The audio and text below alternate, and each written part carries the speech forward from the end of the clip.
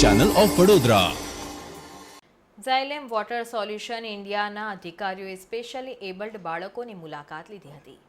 ઝાયલેમ water solution India private લિમિટેડના director એવા Marco Ferretti, Adeline Loh, Anubha Bhadoria, Lloyd Sess અને Matthew Magat, Sharon પીટરે શહેરના મહાવીર 4 રસ્તા વાઘોડિયા રોડ ખાતે આવેલી આસ્થા ફાઉન્ડેશન દ્વારા સંચાલિત પરિવર્તન સ્કૂલ ફોર સ્પેશિયલી એબલ્ડ શાળાના 80થી વધુ બાળકોની મુલાકાત લીધી હતી, જે દરમિયાન બાળકોએ તેઓનું સ્વાગત કર્યું હતું અને બાળકો દ્વારા વિશેષ રૂપે યોગા અને ડાન્સ કરવામાં આવ્યો હતો।